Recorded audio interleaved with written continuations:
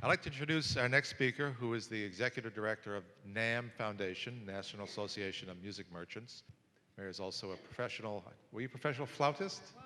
All Don't hold right. it against me. Yes, I was. So she's going to talk to us about a call to action. Thank you. Thank you very much. My job is to kind of, put an exclamation mark and to talk about how we take so much of what we've heard and combine it in our hearts and our minds and our being around a belief and how we act on that belief. And that is really what the job of advocacy. So I just would like to turn to the panel briefly. And first of all, Kevin, thank you for revealing what you revealed to all of us. It's not easy to be transparent, and I think as we grow in wisdom and understanding, we're more willing to be transparent because we know how motivating that is to other people. To be an advocate, you have to be grounded in yourself, in your belief for advocacy. And I think the job of this conference is to motivate this beehive, what did you call it? This shared sensibility that radiates here, right? This mysticism that somehow just gets whipped up into a frenzy. And how you can add this process of being this passionate believer for music education, but then what do you do? And I think, Kevin, you gave us an excellent example of advocacy. Nina, we've been so remarkably grateful to support Nina's work. We took Nina with us a year ago, and she presented this research, the essence of this research, to two education committees, one in the House and one in the Senate, and she took it to the U.S. Department of Education. We take the scientist to the policymakers, and they say, judge for yourself after you see this. And I'd say, again, we have a great example of advocacy. We're not touching the outcomes of this research. This research stands alone and has to stand on its own in the peer-reviewed community, and only then is it going to make an impact on the way people vote and the way they think and the way they fund. Margaret, you have been a shining example to all of us of the intersection of music and really high standard music learning and music instruction and music opportunity, and what it does not only for a child but for family and community. And you've brought this conversation about public health and wellness of a community into the dialogue of music education, and we can be very wonky about this. We really do only want intrinsic things.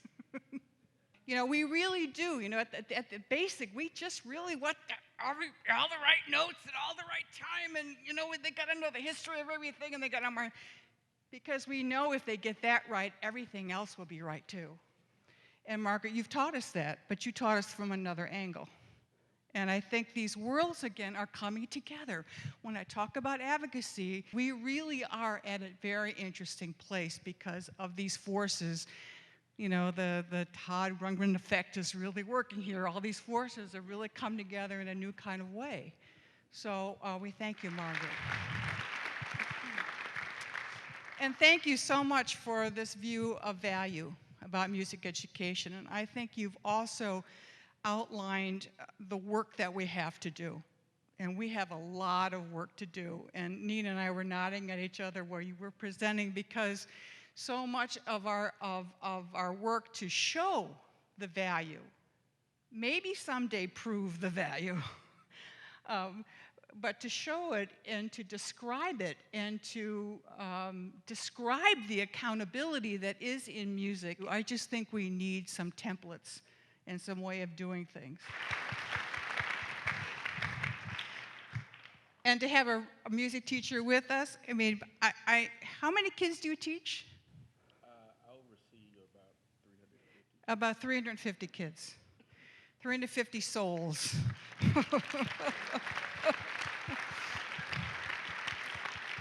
Thank you. Thank you for being a great music teacher. I could tell every word that you said what a great music teacher you are, and all the lives that you've affected, because this is what it's all about. This is what we're fighting for. What we're really working for as music education advocates is the opportunity that children need to have when they go to school or the opportunity they need in their communities. We want children to have access to music education in school and community, and we want it to be equal, an equal opportunity for children everywhere. When people go in to actually work for music education, things tend to move. We have to be better at implementing and developing these programs and developing that desire. And that's where you come in individually as an advocate. You need to do something. You know, the simplest way to do that is on your Facebook page or in your email address that you quote research about the value of music education. You know, you become a mobilizing force. So we have to be aggressive and focused, and here's the key. This is what I want you to take away from me. We have to be relentlessly positive about this.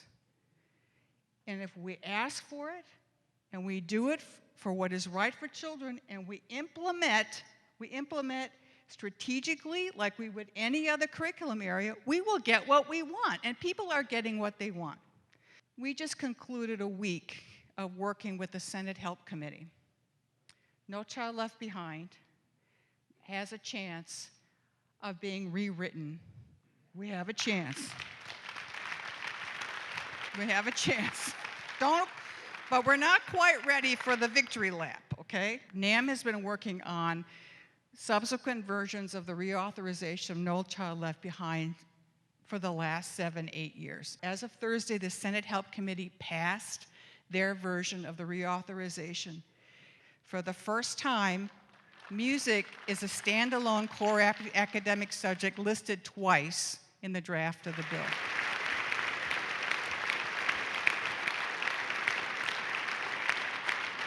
But if advocates hadn't been there doing that these last 10 years, we would have never been able to do that.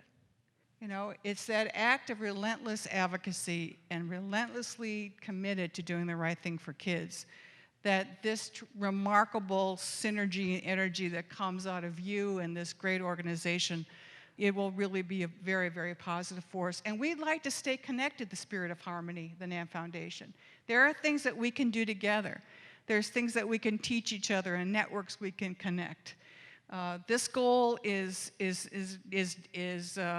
to link arms, and there needs to be a lot of diversity of activity going on for it to impact the 12,000 school districts we have in this country. So I thank you for your passion. I think a lot can happen after this night with the energy in the room. Thank you.